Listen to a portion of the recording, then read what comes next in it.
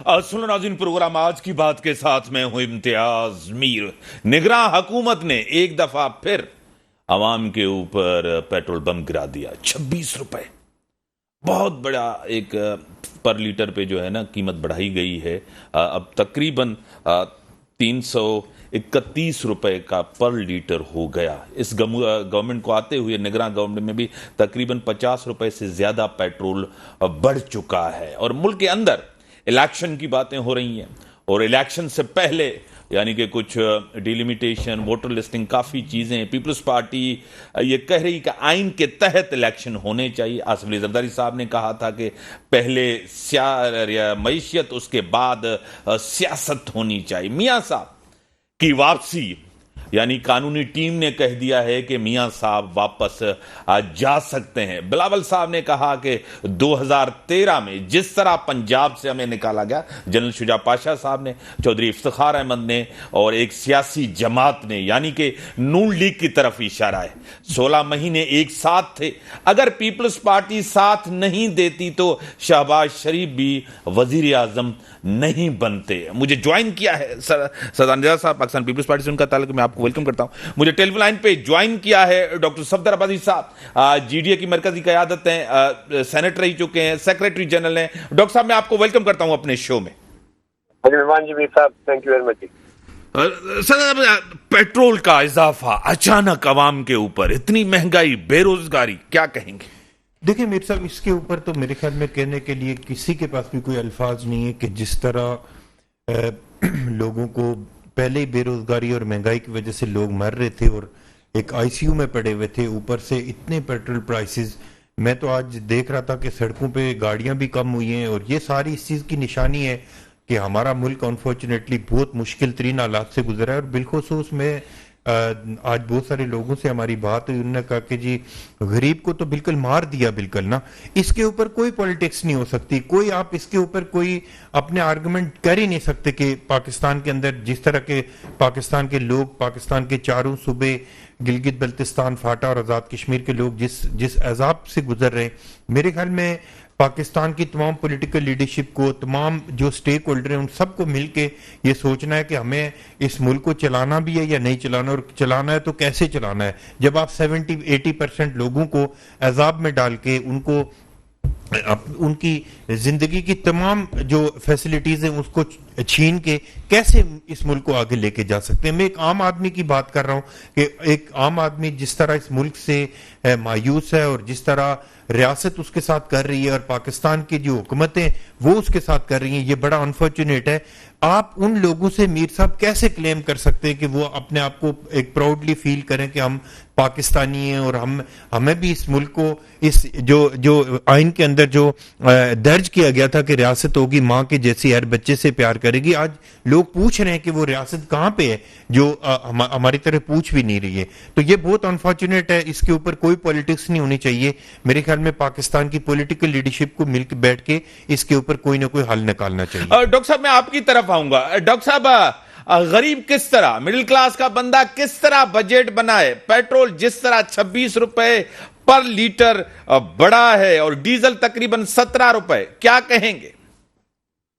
Sir देखिए, ये तो पिछले 2-3 जो एस्केलेशन हुई हैं, जो क्वांटम जंप मैं कहता हूँ, जो खासतौर पे पेट्रोल और डीजल की प्राइसेस में आए हैं, ये तो बिल्कुल अनप्रेसिडेंटेड है। पाकिस्तान की तारीख में कभी भी 20-20 रुपए और 25-25 रुपए कभी जो है ना कीमत नहीं बढ़ी। अब उसकी वजूहत हैं, आज तक गवर्नमेंट ये भी नहीं एक्सप्लेन कर पाती कि भाई किस तरह जो है ना ये कैलकुलेशन हो रही है, ओरिजिनल प्राइस क्या है, कस्टम ड्यूटी कितने पे ली जा रही है, उस पर टैक्सेस कितने लिए जा रहे हैं, जो डीलर्स के और जो अपने मार्केटिंग कंपनीज हैं उनकी क्या जो है ना दरमियान में कितनी उनकी मार्जिन हैं, हमें आज तक फ्रेंकली ये नहीं पता लगा। फिर जो पेट्रोलियम डेवलपमेंट पीडीए जिसको हम कहते हैं पेट्रोलियम डेवलपमेंट लेवी, वो कितनी दी जा रही है, ये सब गवर्नमेंट को एक्सप्लेन करना पड़ेगा कि जी ये उसकी या इंटरनेशनल प्राइसेस को इतनी बढ़ी हैं, क्योंकि अभी तक हमें कोई ऐसी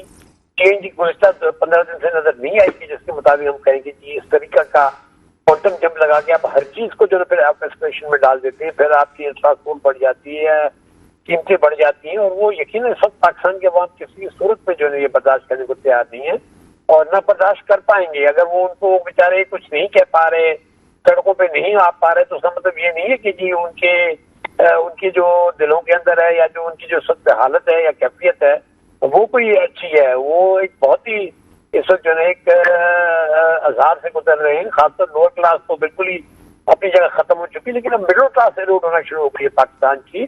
और आपकी जो मिडिल क्लास है वो हमेशा हर मुल्क को सस्टेन करती है। मिडिल क्लास की जो वैल्यूज होती हैं वो मुल्कों को सस्टेन करती हैं, वो जो है ना मुल्कों के अंदर जो है ना एक बेहतर गुंजाइश पैदा कर सकती है। लेकिन ये आहिस्ता से आपकी मिडिल क्लास एरोड हो रही है, वो तेजी से पॉवर्टी लाइन के नीचे जा रही है। दिन ब दिन जो पॉवर्टी लाइन के नीचे जाने वाली जो खानदान है, जो लोग हैं वो बढ़ते चल जा रहे हैं।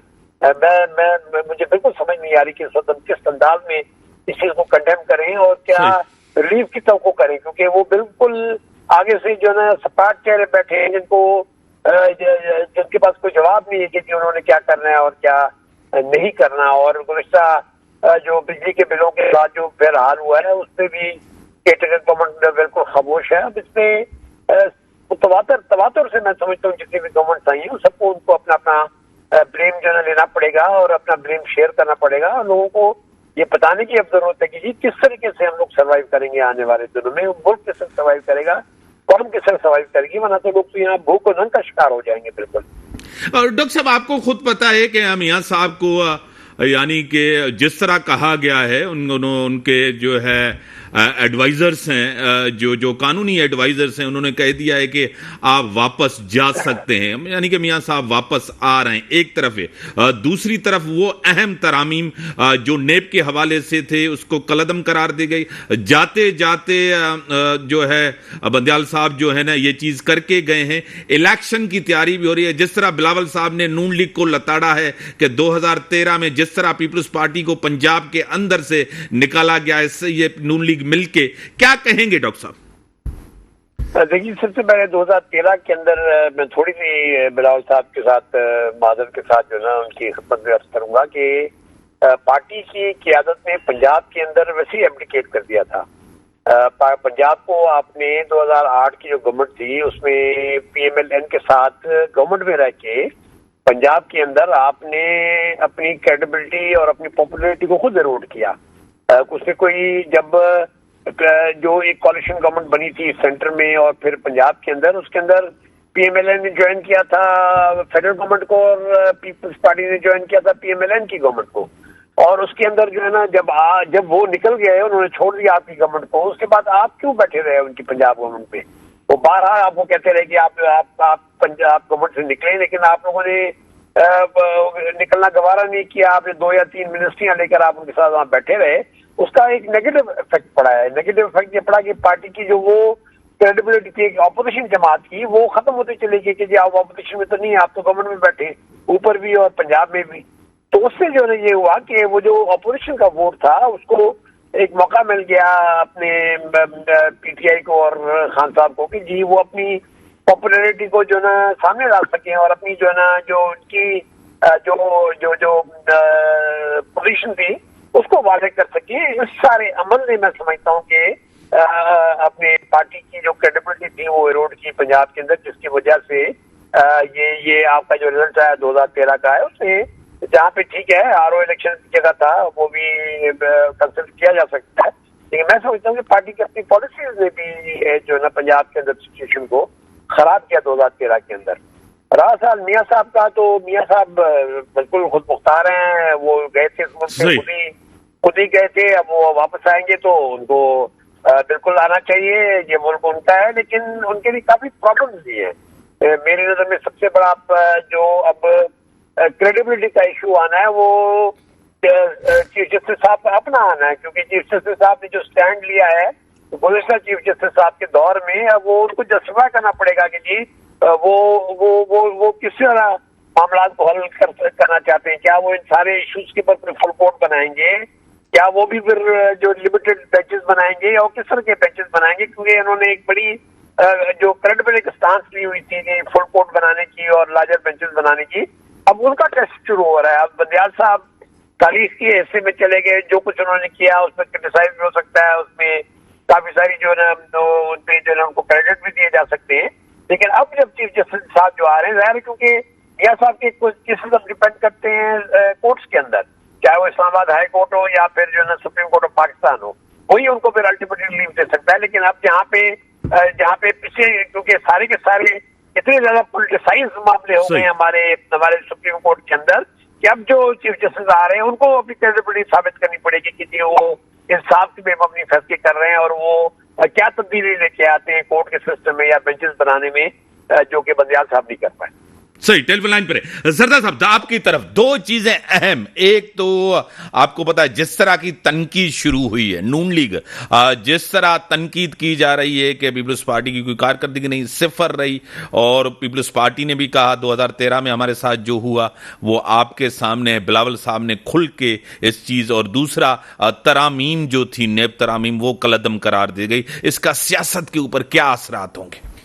देखें मीर साहब, एक चीज तो सफदर अब्बास साहब ने बात की, फेडरल गवर्नमेंट से नून लीग का अलग होना और पंजाब से पीपल्स पार्टी का अलग ना होना। देखें सफदर अब्बास साहब को यह भी पता है कि वहां पे नून लीग ने क्यों फेडरल गवर्नमेंट छोड़ी थी। वहां पे गवर्नमेंट इसलिए छोड़ी थी कि एक सियासी जज था, वो एक मूवमेंट चला रहा था पूरे पाकिस्तान के अंदर, और वो हमारी लीडरशिप ने उस वक्त भी कहा था कि ये एक सियासी जज है और ये बाद में रिटायरमेंट के बाद अपनी पॉलिटिकल पार्टी बनाएगा। जो नेक्सस अनफॉर्चुनेटली पाकिस्तान के अंदर हमेशा पीपल्स पार्टी के खिलाफ बनाए जाते हैं, मुख्तलिफ किस्म के मोहरे इकट्ठे करके, उसमें हमारी स्टैब्लिशमेंट भी रही है, जुडिशरी भी रही है, पाकिस्तान की पॉलिटिकल एलीट भी रही है, और इसमें तो कोई शक नहीं है कि मियां नवाज शरीफ स्टैब्लिशमेंट का सबसे बड़ा प्रोडक्ट पाकिस्तान के अंदर मौजूद है। वो उसने एक वक्त में आके फिर एक नारा लगाया कि वोट को इज्जत दो, फिर वोट को कैसे इज्जत दी वो पूरे पाकिस्तान को पता है। पाकिस्तान पीपल्स पार्टी के चेयरमैन बिलावल भुट्टो जरदारी कहना क्या चाहते हैं? बुनियादी तौर पे वो ये कहना चाहते हैं कि पाकिस्तान की जो पॉलिटिक्स है, अनफॉर्चुनेटली जो भी पॉलिटिकल लीडरशिप पाकिस्तान के अंदर पीपल्स पार्टी को छोड़ के जो भी इक्तदार में आता है, वो कहीं ना कहीं पे एक नेक्सिस के थ्रू, जुडिशरी के थ्रू, मिलिट्री एस्टेब्लिशमेंट के थ्रू, जर्नलों के थ्रू, जजों के थ्रू पाकिस्तान के अंदर इक्तदार के अंदर आते हैं। हम ये चाह रहे हैं कि पाकिस्तान के अंदर ट्रांसपेरेंट इलेक्शन हो, पिक एंड चूज की पॉलिसी नहीं होनी चाहिए। आज भी हमें नजर आ रहा है। आप मुझे सिर्फ ये बात बताएं ना कि शाह महमूद कुरैशी को अगर आप हथकड़ियां लगा के अदालत के अंदर पेश कर रहे हैं, तो नवाज शरीफ को कैसे हथकड़ियां लगा के आप अदालत के अंदर पेश नहीं करेंगे? कोई जस्टिफिकेशन दे सकते हैं पाकिस्तान की एलीट क्लास को, पढ़े लिखे लोगों को, पाकिस्तान के मिडिल क्लास को, लोअर मिडिल क्लास को, आम पॉलिटिकल वर्कर को? कैसे हमारी जुडिशरी, हमारी रियासत उसको कैसे जस्टिफाई करेगी कि एक मुजरिम है कि वो मुल्क के अंदर आ रहा है, तो आप बगैर उसको हथकड़ियां लगाए अगर आप उसको अपने घर भेजेंगे, और जिनके ऊपर केसेस प्रूव नहीं हुए, चाहे वो पीपल्स पार्टी है या दूसरी पॉलिटिकल पार्टीज हैं, उनको आप अगर हथकड़ियां लगा के आप अदालतों के अंदर पेश करेंगे, तो फिर पाकिस्तान की पॉलिटिकल लीडरशिप सवाल तो करेगी कि भाई आप मिलिट्री एस्टेब्लिशमेंट के, आप इदारों के आप मंजूर नजर बन के सियासत ना करें। बुनियादी तौर पे चेयरमैन पाकिस्तान पीपल्स पार्टी का 2013 की बात को मेंशन करने का मकसद ये था कि हमेशा पाकिस्तान के अंदर, चाहे 2018 का इलेक्शन हो, 2013 का इलेक्शन हो, उसमें हमेशा लोगों के कंधों पे चढ़ के लोग इक्तदार में आते रहे। ब्रेक का टाइम, अब ये चीज बंद होनी चाहिए। डॉक्टर साहब आपकी बड़ी मेहरबानी, आपने टाइम दिया। नाज़रीन ब्रेक का टाइम होगा, ब्रेक के बाद आते हैं, डिस्कशन को आगे बढ़ाते हैं। वेलकम नाज़रीन, मुझे टेलीलाइन पे ज्वाइन किया है brigade retire professor Ahmad Saeed Minaj साहब, तज्जिया निगार हैं, अकेडमिक हैं। प्रोफेसर साहब मैं आपको वेलकम करता हूं। ब्रिगेड साहब बहुत शुक्रिया मीर साहब। ब्रिगेड साहब आपको पता है कि जिस तरह पेट्रोल बढ़ा है, हम तो पॉलिटिकल पार्टीज की हुकूमत होती थी थोड़ा ज्यादा तनकीद करते थे, और ये निगरान हुकूमत ने भी आते आते 50 रुपए से जो ज्यादा ही पेट्रोल बढ़ा दिया। मिडिल क्लास जाए, किस तरह बजट बनाएगा, क्या कहेंगे? जी मीर साहब, इसमें कोई शक नहीं है। आपके पेट्रोल की जो प्राइसेस हैं वो उनका बढ़ जाना है, इसका मतलब है कि एक महंगाई का तूफान आएगा पाकिस्तान में, जो कि ऑलरेडी इस पर अपनी पीक पे चल, उसमें ये जल्दी पे तेल का काम करेगा। नाउ हैविंग सेड दैट, जो निगरान हुकूमत है उसका भी अगर देखा जाए तो इसमें इतना जो है वो कसूर नहीं है, क्योंकि ग्लोबली आप देखें तो पर gallon price in terms of वो आपकी बढ़ रही है। तो आपके जितनी आप सब्सिडी जो पहले गवर्नमेंट्स देती चली आई हैं, अभी IMF के ट्रांशे ना मिलने से उनकी जो इकोनॉमिक हमारी कंडीशन है पाकिस्तान की, वो इस तरह से नहीं है कि उस पर सब्सिडी दी जाए और उसका वजन जो है पाकिस्तान की इकॉनमी उठा सके। तो मजबूरन फिर लोगों की जेबों पे इसका असर डाल गया, लेकिन ये किसी सूरत भी इसको अप्रिशिएट नहीं किया जा सकता। हमें ऑस्टेरिटी मेजर्स जब तक नहीं लेने होंगे और अपने जितने नॉन प्रोडक्टिव या नॉन डेवलपमेंट हमारे जो अखराजात हैं उनको अगर हम कम करें, उसी सूरत में हम इस तरह की चीजों में आम आवाम को सब्सिडी दे सकते हैं। लेकिन आपका ये कंसर्न बिल्कुल ठीक है, और जो कॉमन आदमी है, जो गरीब है, वो पिसके रह गया है। और मैं समझता हूँ पाकिस्तान इकोनॉमिकली इसका ब्लीड कर रहा है, और स्पेशली आपको जब तक ठोस किस्म की आप पॉलिसीज नहीं बनाएंगे, और SIFC जो बनाई गई है उसमें मिसाके मईशत या जो माशी बहाली का एक प्लान है, उसको कुछ वक्त तो जरूर लगेगा, लेकिन इंशाल्लाह ताला पाकिस्तान अपने कदमों पर वापस आएगा। बिल्कुल साहब, आपसे बात होती रहती है कि इलेक्शन होने चाहिए और टाइम पे इलेक्शन हो, और आप हमेशा कहते हैं कि जमहूरियत में ही हल है, पार्लियामेंट में हल है, पॉलिटिकल फैसले सियासतदान ही करे। लेकिन बदकिस्मती से हमारे सियासी फैसले अदालती मैदानों में होते हैं। आपको पता है कि जिस तरह नेब तरामीम को कलअदम करार दे दिया गया है जाते जाते चीफ जस्टिस साहब, इसका सियासत के ऊपर दूरस नताइज निकलेंगे? देखें, जिसने करप्शन की है उसको भुगतना पड़ेगा, क्योंकि पैसे वो आवाम के हैं। चाहे किसी पॉलिटिशियन ने किया है, किसी इदारे ने भी पॉलिसीज अपनाई है, इससे भी है।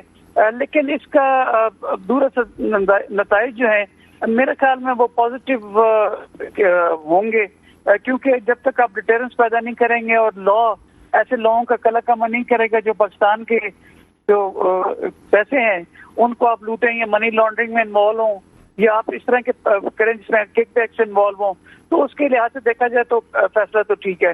लेकिन ये जो इस तरह की चीजें अगर आप पॉलिटिकल लेवल पे अगर कोई डिसीजन लेते हैं अपनी असेंबली के फ्लोर से, उसको अगर आप अदालतों में आप लेके जाएंगे तो फिर आपकी जो स्टेट की इंस्टीट्यूशंस हैं, दो जुडिशरी भी एक बड़ा अहम सतून है किसी भी लेजिस्लेटर्स के लेजिस्लेचर, और जो आपकी ब्यूरोक्रेसी है और जो आर्म फोर्सेस हैं एस्टैब्लिशमेंट के साथ साथ, लेकिन जिसका काम उसी को साझे वाली बात है। नो, आपका सवाल ये वाला कि आपकी जो पॉलिटिकल जो डेमोक्रेसी है हमें उसकी कितनी जरूरत है। जैसा मैं पहले भी कहता हूँ कि वर्स्ट से worst democracy is better than best जो आपकी ऑटोक्रेसी या फॉर दैट मैटर डिक्टेटरशिप होती है।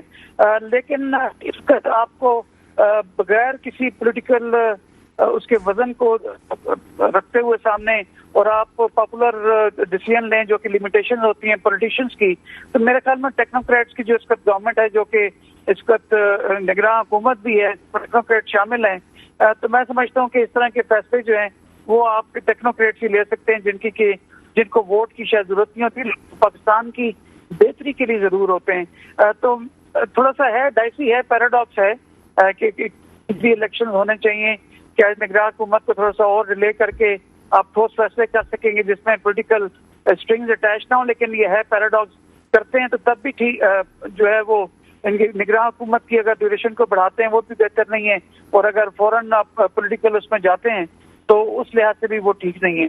तो ये सब चीजें देखते हुए लेकिन लेट्स प्रे कि पाकिस्तान के जो इकोनॉमी के हालात हैं वो बेहतर हों। सर टेलीफोन लाइन पर है। सदर साहब, आपकी तरफ आऊंगा। जिस तरह ब्रिगेड साहब कह रहे हैं कि जितनी भी बुरी जमहूरियत हो बेहतर आमरीत से जो है ना वो बेहतर होती है। सियासी फैसले सियासी मैदानों पे होने चाहिए। बदकिस्मती से सियासतदानों ने भी तो गलतियां की हैं, सियासी फैसले लेके जाते अदालती मैदानों में। देखिए, एक चीज़ तो मैं ब्रिगेड साहब की बात को सेकंड करता हूं कि तमाम जो इंस्टीट्यूशन है पाकिस्तान के उनको अपनी अपनी डोमेन में रह के काम करना चाहिए। पार्लियामेंट का काम है लेजिस्लेशन करना। अनफॉर्चुनेट ये है मीर साहब के पिछले जो 4 जज आए पाकिस्तान के अंदर, जो चीफ जस्टिस साहिबान आए, मेरे ख्याल में बहुत छोटे लोग बड़ी सीटों पे ऊपर बैठे जो इफ्तिखार चौधरी साहब ने जिस तरह पॉलिटिक्स की, फिर हमारे जो खोसा साहब के जो फैसले आपके सामने, फिर हमारे साकिब निसार साहब डैम बनाने चले, ये जो चीफ जस्टिस साहब गुजरे इनकी तो किसी को कोई समझ नहीं आई कि ये क्या कर रहे थे। अपना काम छोड़ के दूसरे के काम करना। आप मुझे ये बताएं कि पार्लियामेंट का काम है लेजिस्लेशन करना, उसके काम में कैसे एक चीफ जस्टिस साहब पाकिस्तान उसको इंटरफेयर करके उसके फैसलों को वापस उसके मुंह पे मार देगा? ये पाकिस्तान की हिस्ट्री में ऐसा तो कभी हो ही नहीं सकता। मेरा ख्याल ये है कि पाकिस्तान में जो 4 चीफ जस्टिस आए सबसे ज़्यादा इस मुल्क की तबाही के ये जिम्मेदार थे और घटिया तरीन इनके फैसले थे। और आज भी जो चीफ जस्टिस ऑफ पाकिस्तान कल उमर अता बंदयाल फैसला करके गए, मेरे ख्याल में पूरी दुनिया के अंदर सवाए पाकिस्तान की बदनामी के, अपना मुंह काला करने के अलावा कोई फैसला नहीं करके गए। सिर्फ उस फैसले को इस बुनियाद के ऊपर कि पार्लियामेंट ने किया है, भाई आप पहले देखें तो सही कि वो नैब में बेहतरी की तरफ था, वो जो लेजिस्लेशन थी, या पॉलिटिशियन के ऊपर इल्जाम तराशी थी कि वो अपने केसेस खत्म करवाना चाह रहे हैं। एक नैब के चेयरमैन को जिस तरह इमरान खान साहब की गवर्नमेंट में ब्लैकमेल करके एक खातून को सामने रख के ब्लैकमेल किया गया, जस्टिस जावेद इकबाल साहब को, उसको ब्लैकमेल करके किस तरह पॉलिटिकल विक्टिमाइजेशन करवाई गई। अगर पाकिस्तान की पार्लियामेंट ये समझती है कि आइंदा इस तरह के इकदाम ना हो, तो उसके ऊपर अगर लेजिस्लेशन करती है तो एक नाम नाद चीफ जस्टिस कैसे उसको पार्लियामेंट के फैसले को वो कर सकता है। मैं समझ रहा हूं कि पाकिस्तान की हिस्ट्री में ये जो चीफ जस्टिस चारों आए, पाकिस्तान की तबाही के ये जिम्मेदार हैं, क्योंकि ये किसी ना किसी तरह इनकी पॉलिटिकल एफिलिएशन थी, किसी ना किसी तरह इनके ज़ाती मकासद थे, जिस बुनियाद के ऊपर आज पाकिस्तान इन हालात से गुजर रहा है।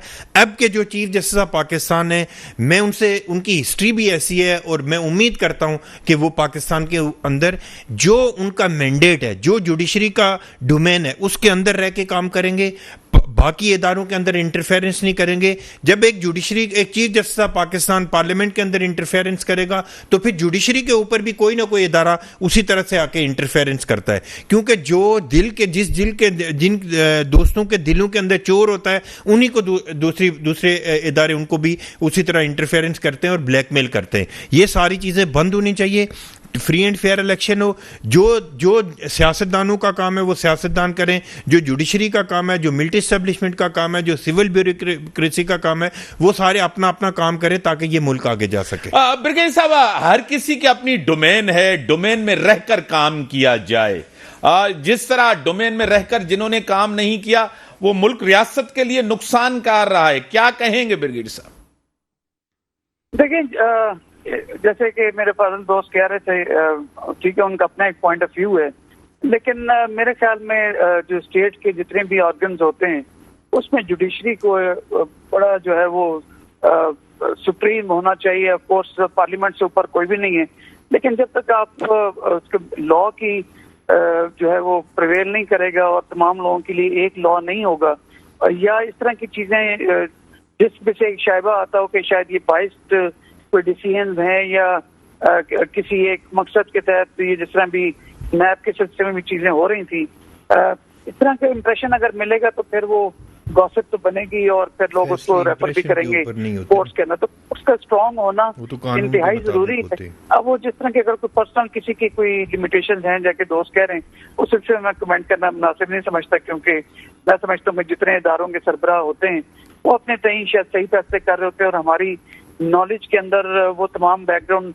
नहीं होता कि जिसके तहत जिस एविडेंसेस के तहत वो फैसले सुना रहे होते हैं। लेकिन जो कुछ वो बस पाकिस्तान की बेहतरी के लिए हो, जिसमें आम आदमी का फायदा हो, आम आदमी के घर में चूल्हा जले, और जिन लोगों ने पाकिस्तान के पैसे लूटे हैं, मेरे ख्याल में उनको कटहरे में अक्रॉस द बोर्ड लाना चाहिए, उसमें किसी किस्म में फेवरेटिज्म ना हो, तो तभी ये सब चीजें करेंगे। उसके लिए आपका लॉ का स्ट्रांग होना बहुत जरूरी है।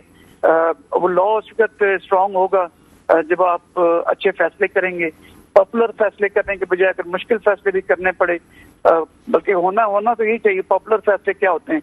जो आप लॉ के हिसाब से राइट फैसला है बेस्ड ऑन दी एविडेंस, उसके ऊपर फैसले अगर करें और उसमें नजरिए जरूरत की चीजों को अगर हम निकाल दें तो कोई बईद नहीं कि पाकिस्तान अपने पाँव पे जरूर खड़ा होगा और इंशाल्लाह ताला जो कमिटी ऑफ नेशंस हैं उसमें इज्जत कमा सकेंगे। अभी आप देखें तो जुडिशरी के हिसाब से भी हम नीचे से मेरे चौथे पांचवें नंबर के ऊपर है, 131 है शायद ग्लोबल जो हमारा इकोनॉमिक जो जुडिशरी सिस्टम है, तो उसको इम्प्रूव करने की जरूरत है। वो भी अनफॉर्चुनेटली कुछ माजी में पोलिटिसाइज होती रही है, ऐसे नैरेटिव बनते रहे, लेकिन अभी वल्लाह आलम के उसमें कितनी सदाकत है। लेकिन मीडिया के ऊपर जरूर इस तरह की बातें आती नहीं जो शक शुबहात पैदा करती है, जैसे मेरे फाजिल दोस्त कह रहे हैं। लेकिन मैं समझता हूँ कि जिसका काम उसी को साजे। अगर जुडिशरी ने कुछ फैसले किए हैं तो लाजमी कुछ एविडेंसेस देख के और अनडिनाइबल किस्म की हकीकतें होंगी जिसकी बेस पर उन्होंने फैसला किया है। बड़ी मेहरबानी ब्रिगेडियर साहब, आपने टाइम दिया, आपका तजिया, आपका पॉइंट ऑफ व्यू मईशत के हवाले से, सियासत के हवाले से। सदा साहब, आपकी एक तरफ आऊंगा। एक तासुर है, जो तासुर है, रियलिटी कितनी है, अकाउंटेबिलिटी से सियासतदान जो है ना वो भागते हैं, अकाउंटेबिलिटी। लेकिन इस मुल्क में अकाउंटेबिलिटी हुई भी सियासतदानों की, इसमें भी कोई इनकार नहीं है। क्या कहेंगे, अकाउंटेबिलिटी होनी चाहिए?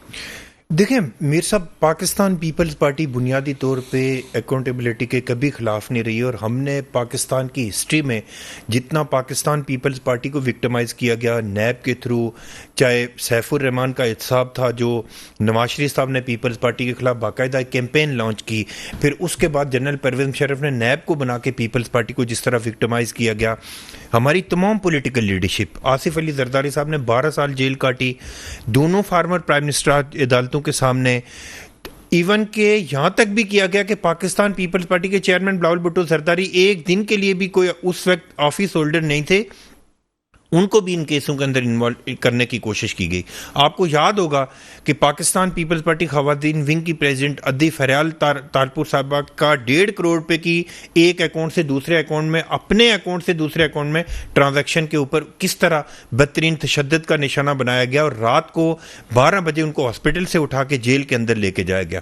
पीपल्स पार्टी कभी इस चीज़ को नहीं डरती कि हमें केसों की वजह से या हमें जो मुश्किलात है उनसे पीपल्स पार्टी कभी नहीं घबराती। आपको याद होगा कि पीपल्स पार्टी के एक रहनुमा शर्जील मेमन साहब मुल्क से बाहर थे, पाकिस्तान पीपल्स पार्टी के चेयरमैन बिलावल भुट्टो जरदारी की हदायत पे वो मुल्क के अंदर आए, केसेस सारे फेस किए, और इस पिछली गवर्नमेंट में वो इंफॉर्मेशन मिनिस्टर थे। मेरा कहने का मतलब यह कि पीपल्स पार्टी कभी इस चीज से घबराती ब्रेक का टाइम का, ब्रेक के बाद आते हैं नाज़रीन, ब्रेक का टाइम हो गया, ब्रेक के बाद आते हैं, डिस्कशंस को आगे बढ़ाते हैं। वेलकम नाज़रीन, टेलीविजन लाइन पे ज्वाइन किया है, एमएनए रह चुकी हैं डॉक्टर समीना मतलूब साहिबा, नून लीग से उनका ताल्लुक है। डॉक्टर साहिबा, मैं आपको वेलकम करता हूं अपने शो में। अस्सलाम वालेकुम जी, मेरी तरफ से सबको अस्सलाम वालेकुम। एक दोनों तरफ से, यानी कि आप इत्तेहादी भी रहे हैं, पीपल्स पार्टी कह रही थी अगर हम ना होते तो शहबाज शरीफ प्राइम मिनिस्टर भी नहीं बनता। जिस तरह हनीफ अब्बासी साहब ने तनकीद की है पीपल्स पार्टी के ऊपर, और पीपल्स पार्टी ने तनकीद की है नून लीग के ऊपर, अब एक दूसरे के सामने आ गए हैं दोनों सियासी जमातें, क्या कहेंगी?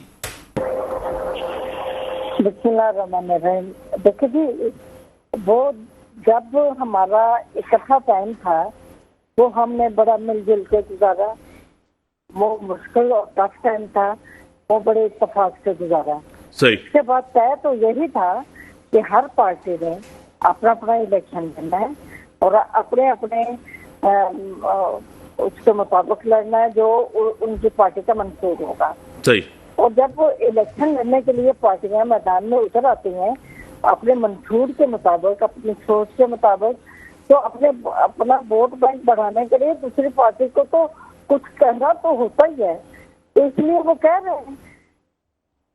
तो वो कोशिश तो यही कर रहे हैं ना कि उनका वोट बैंक बढ़े, हम कोशिश करेंगे हमारा वोट बैंक बढ़े, और फिर जब मैदान मार के जब फिर मैदान में उधर आ जाएंगे फाइनली फील्ड में या अपना उधर असेंबली में कंबाइन हो जाएंगे। देखिए यही तो जंग तो अपनी अपनी लड़नी है, हर किसी ने अपनी सोच के मुताबिक लड़नी है, किसी की टांग खींच के लड़नी है, कैसे जीतना है, जीतने के लिए हर किसी में तो जो करनी है। तो वो नाजायज नहीं कर रहे हैं, अगर वो कोई बात कर रहे हैं तो करने दें, हम भी बर्दाश्त करने वाले हैं, हम करते हैं और करेंगे भी। हाँ, यानी कि मियां साहब भी आ रहे हैं, नैब केसेस भी खुल गए हैं, जिस तरह तरामीम जो की थी आपने उसको कलअदम करार दे दिया गया। मियां साहब के लिए लोग कह रहे हैं कि कानून को फेस करेंगे या जेल के अंदर जाएंगे, क्या कहेंगी? नहीं, मैंने तो पहले भी आपको कहा था कि जो हमारे जिम्मे रहेगा मियां साहब उसे फेस करेंगे, लेकिन अब ये जो कवानीन में अपना कलअदम करार देके गए ना हमारे मोहतरम बंदेयाल साहब, हाँ।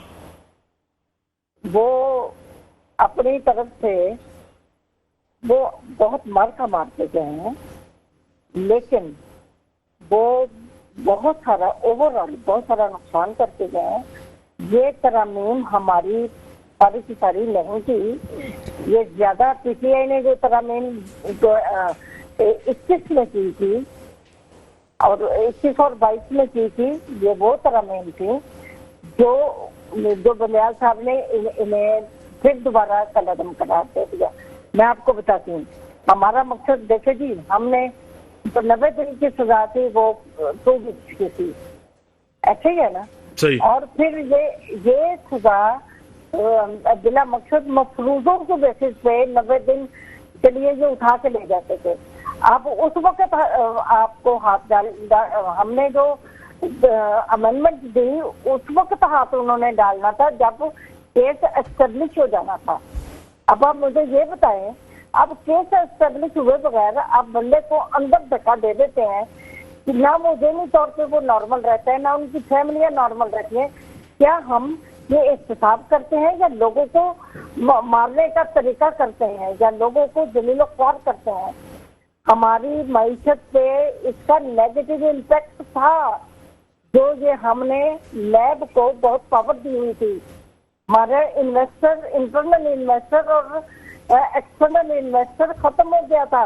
और अब अगर हम एक सजा कायम कर रहे थे कि लोगों का इत्मीनान बढ़े और हमारे इन्वेस्टर्स आए और इन्वेस्टमेंट करें, तो वो बलियाल साहब आप समझते हैं तो कोई बेहतरीन काम करके गए। वो उन्होंने आज तक ना मुल्क का भला किया था ना अब किया है। ये हमारे मुल्क को इंतशार में फिर डाल गए हैं, ना ताकि मुल्क ना तरक्की की तरफ जाए, ना इन्वेस्टर्स का इत्मीनान बहाल हो और ना ही वो यहाँ पे अपने जो भी इन्वेस्टमेंट है वो कभी ना लेके आए। यही हो गया ना साहब, ये तो इसका फायदा तो नहीं है ना, मुल्क को तो कोई फायदा नहीं है। हम तो मुल्क को तरक्की की तरफ लेके जाना चाह रहे हैं। और अब आप यही है कि अगर नेब को पावरफुल कर देंगे तो फिर सारे आप जाए, जिसको दिल करेगा वो उठा के लेके जाते हैं। और केस एस्टेब्लिश हो या ना हो, मफरूजे की बेस पे एक चिप पे आप दरखास्त जाती है तो उठा के ले जाते हैं। आप यूं करेंगे। टेलीफोन लाइन पे रहे डॉक्टर साहब। सदर साहब, एक सीसी की मीटिंग हुई लाहौर के अंदर, उसमें जब प्रेस कॉन्फ्रेंस से बात की जा रही थी और बता रहे थे कि पीपल्स पार्टी क़यादत समझती है कि उसको दीवार से लगाया जा रहा है। कौन लगा रहे हैं? लेवल प्लेइंग फील्ड की बात की गई। कौन लेवल प्लेइंग फील्ड नहीं देता सब सियासी जगह? ये तो सबको पता है कि जिस तरह मुस्लिम लीग नून का और हमारे जो इस मुल्क के अंदर इंटरिम गवर्नमेंट लाने वाले लोग हैं, उनका कैसे नेक्सस बना और कैसे फेडरल गवर्नमेंट बनी। देखें, ये बातें अब ढकी छुपी नहीं है। पाकिस्तान के तमाम जी शोर रखने वाले हर बंदे को पता है कि मुस्लिम लीग के जो प्रेसिडेंट है मियाँ शहबाज शरीफ साहब ने किस तरह रात के अंधेरे में जो फेडरल गवर्नमेंट है उसको फॉर्म किया और किन लोगों के साथ मिलके किया, ये उनको पता होगा। हम ये चाह रहे हैं कि जिस तरह आम पाकिस्तान के अंदर जो फ्री एंड फेयर इलेक्शन होना चाहिए, जो आम इंतखाबात में सबको लेवल प्लेइंग फील्ड मिलनी चाहिए, चाहे कोई भी पॉलिटिकल पार्टी हो। चेयरमैन साहब ने यहाँ तक स्टेटमेंट दिया कि अगर आप फ्री एंड फेयर इलेक्शन करवाएं, अगर पाकिस्तान तहरीक इंसाफ को अगर पाकिस्तान के लोग मैंडेट देते हैं तो पाकिस्तान पीपल्स पार्टी उसको भी एक्सेप्ट करेगी। देखें, जब तक आप पाकिस्तान की पॉलिटिकल पार्टियां मुख्तलिफ इदारों का टूल बन के पाकिस्तान के अंदर सियासत कर रही हैं, वो करना बंद नहीं करेंगी, हमारा मुल्क आगे कभी तरक्की नहीं कर सकता। ये सारी चीज़ें अब ढकी छुपी तो नहीं है। मैं आपके सामने कह रहा हूँ कि चाहे सही या गलत, ये एक अलग बहस है, लेकिन मियाँ नवाज शरीफ इस वक्त पाकिस्तान के मुजरिम है, पाकिस्तान की अदालतों के। हम ये पाकिस्तान के लोगों, पाकिस्तान के इदारों के लिए एक इम्तिहान है कि मियाँ नवाज शरीफ साहब आएंगे, उनको हथकड़ी लगा के जेल के अंदर डाला जाएगा या प्रोटोकॉल दे के जाती अमरा भेजा जाएगा। ये एक सवाल पाकिस्तान का आम पॉलिटिकल वर्कर, आम पाकिस्तान का शहरी ये सोच रहा है। जब भी पाकिस्तान के अंदर मुस्लिम लीग नून की लीडरशिप के ऊपर मुश्किलात आई तो वो उन्होंने पाकिस्तान के अवाम को तन तना छोड़ के वो इस मुल्क से चले गए। चाहे परवेज मुशर्रफ के साथ एग्रीमेंट हुआ, चाहे मौजूदा जो पिछली गवर्नमेंट थी, पीटीआई की गवर्नमेंट थी, उसमें जो जिस तरह मियां नवाज शरीफ साहब 50 रुपए के एग्रीमेंट पे गए। देखिए, जब तक आप लोगों को पाकिस्तान की पॉलिटिकल लीडरशिप इन चीज़ों को फेस नहीं करेगी जिस तरह पीपल्स पार्टी ने फेस किया, जुल्फकार अली भुट्टो, मोहतरमा बेनजीर भुट्टो और आसिफ अली जरदारी साहब तक जितने पॉलिटिकल लीडरशिप थी पीपल्स पार्टी की, सब ने इस मुल्क के अंदर रह के फेस किया है। हम ये समझते हैं कि आज भी जो मुस्लिम लीग नून का नारा था कि वोट को इज्जत दो, उसको भुला के ये लोग एक नए सिरे से मुख्तलिफ इदारों के कंधों पे चढ़ के पाकिस्तान के इक्तदार के अंदर आना चाहते हैं। डॉक्टर साहिबा, मियां साहब अवाम को छोड़ के जलावतन हो गए, अब आएंगे तो उनका बड़ा इम्तिहान है इदारों का। जेल में जाते हैं या जाती उम्रा जाते हैं, क्या कहेंगी डॉक्टर साहिबा? अब देखो जी, जब तक अब ये पीपल्स पार्टी से ये कौन साहब बोल रहे थे? सरदार नजाकत साहब। अच्छा, नजाकत साहब ने इजहार किया अपने ख्यालात का। बाकी रही बात केसेस की, और मियां साहब को जब वो अपना पार्टी से या हुकूमत से आउट किया गया, उस वक्त क्या ग्राउंड बनाई गई और किस तरीके से कहानी बनाई गई, एक पूरे का पूरा थीम तैयार किया गया और उसके मुताबिक इम्प्लीमेंटेशन हुई, ये कौन नहीं जानता कि किस तरीके से एक इलेक्टेड गवर्नमेंट और 2/3 मेजोरिटी लेके आने वाली हुकूमत को किस तरीके से खत्म किया गया। ये एक बहुत बड़ा जुर्म था। क्या ये जुर्म करने वालों को सजाएं नहीं मिलनी चाहिए? ये फेल लेवल होना चाहिए या नहीं होना चाहिए?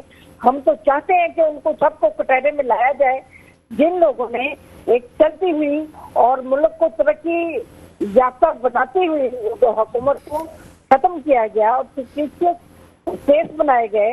पनामा में मियां नवाज शरीफ का नाम भी नहीं था जो उनके ऊपर मुसल्लत की गई, और ये कोई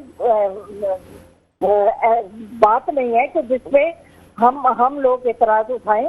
और यही हकीकत है कि वो झूठ पर मबनी एक कहानी पेश की गई, उसका अखबारों में और टीवी पे मैं कह रहा हूँ कि सच है या झूठ है वो एक अलग बात है। और मियां साहब को बिल्कुल ब्लैकआउट करने के बाद उनको किस किस तरीके से अदालतों के जरिए निकाला गया, क्या कोई भूल क्या है? मियां साहब ने जितने काम किए पीपल्स पार्टी आज हमें बताए कि उन्होंने कितने काम किए, पीटीआई बताए कि उन्होंने क्या मुल्क के लिए संवारा है। बड़ी मेहरबानी, टाइम लिमिटेड है। एमएनए साहिबा, बड़ी मेहरबानी सरदार साहब, आपने टाइम दिया। ये तो वक्त बताएगा, इलेक्शन में पता चलेगा कि अवाम किसको वोट दे। लेवल प्लेइंग फील्ड सब सियासी जमातों को मिलनी चाहिए और कानून सबके लिए बराबर हो। पार्लियामेंट सुप्रीम है और इस मुल्क के लिए सारे मसाइल का हल पार्लियामेंट के अंदर है। इसी के साथ इजाजत, अल्लाह हाफ़िज़।